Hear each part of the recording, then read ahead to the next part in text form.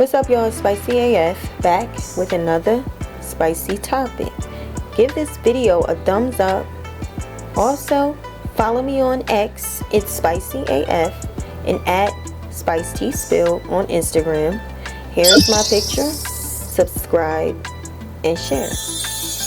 Diddy is not being held down, y'all.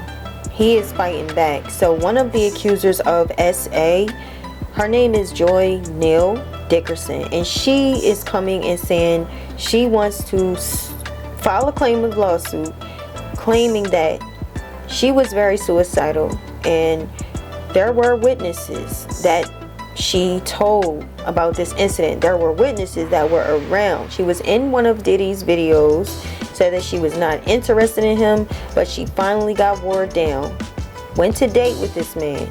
She claims that Diddy drugged her by putting something in his drink, and that he took full advantage of her.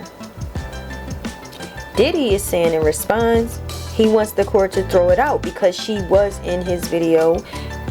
And let's take a look, y'all.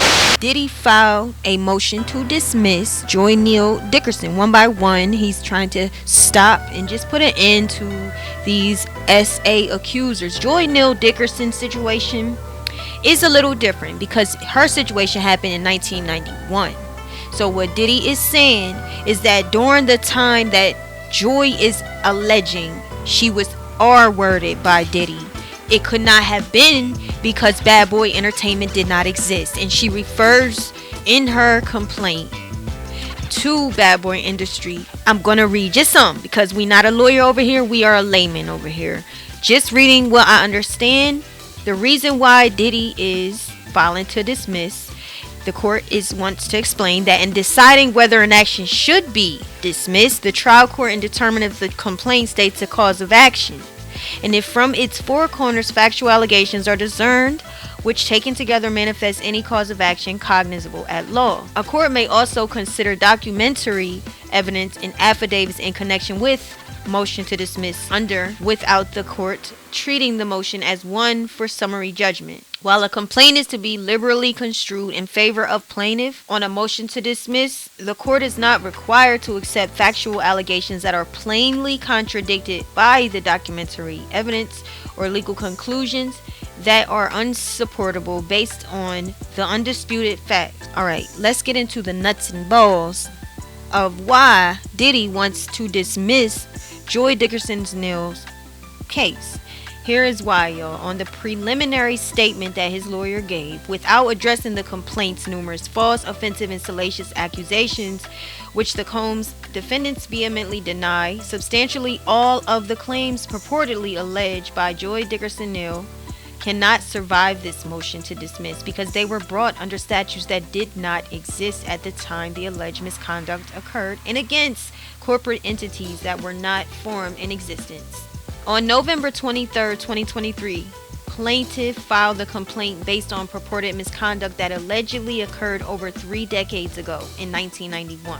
Plaintiff erroneously maintains that all her claims are timely under the New York Adult Services Act, which created a 1-year look-back window for claims tied to alleged sexual assault, provided they were filed by November 24th, 2023, the very next day, y'all. The complaint must be partially dismissed for at least 2 reasons, Diddy's lawyer said.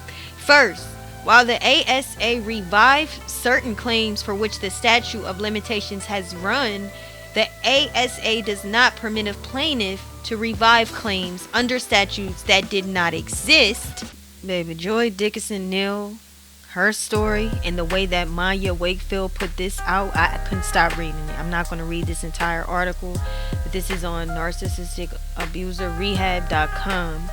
You know, this was well put together, but it goes to say Joi Dickerson Neal is the second individual to allege that music mogul Sean Diddy Combs drugged and R-worded her in 91.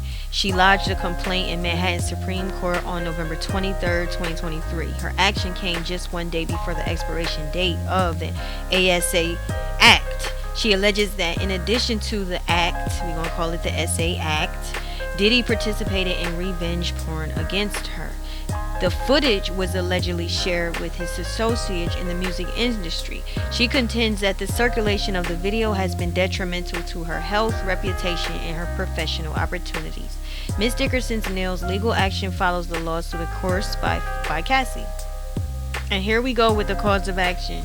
Joi Dickerson Neal's lawsuit reveals a disturbing narrative of SA, humiliation, bystander betrayal, and subsequent emotional trauma allegedly inflicted by Sean Diddy Combs. And I think that they are, I think that Diddy's team is narrowing and honing in on that Bad Boy Entertainment did not exist and that you have to dismiss this case, is because the people that Diddy works for, she's saying she was a victim of bystander betrayal from these people. These are people he worked with, not for, but worked with. To this day, I'm sure there are still some people that is associated under Bad Boy Entertainment. So I think that's where all the Bad Boy Entertainment industry talk comes in, is because his associates saw videos of her while she was sedated by drugs against her will. Of course, she's saying that he slipped the drugs in her drink when they went out. Y'all, if you read this article, it is very much in depth. It does talk about how he kind of like I use the term wore her down, because she said she wasn't interested in Diddy, and she ended up going on a date with him because he kept being persistent. And you know, he was Diddy, he was hot. This is when he really began to be hot. Notorious B.I.G. Was a part of Bad Boy Entertainment, Mary J. Blige. So she went on a date, and she is saying that he slipped some in her drink during that date behind her back when her eyes was not on him, and when she, when her back was turned, he slipped something in her drink. Joi is also a victim of bystander betrayal, and the best way I can describe it as someone that knows what happened, someone who witnessed what happened, but due to intimidation themselves, for whatever reason, they know him too, but they don't want to lose what they've gained. They don't want to lose their position. If they have a job, they'll hush, they'll take hush money, or they just won't say anything because they don't want to lose their own opportunity. So in return, they lose a witness, and that is exactly what she also is putting in this lawsuit, as you can hear. How much of this is going to spin in court, y'all? Because there are other victims who came with more evidence. There's victims who came with maybe where it actually, look at Cassie. Cassie was going for this $30 million lawsuit. Diddy quickly addressed her and paid her, and she stopped speaking.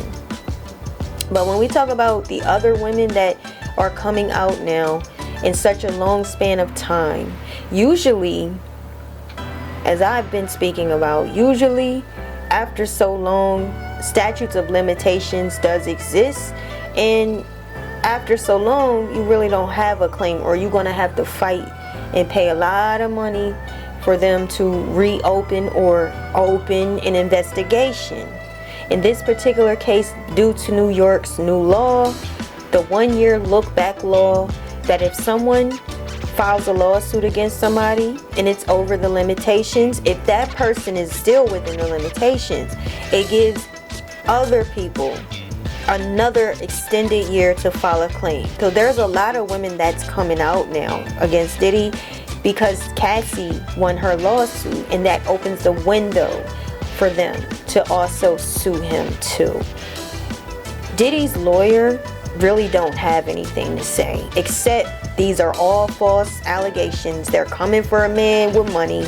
They see an opportunity due to that new law. They have no real receipts, no real proof, and that is hard to find as well. Like, how are you going to find proof every time that somebody did that? Won't they be careful and make sure that nobody knows?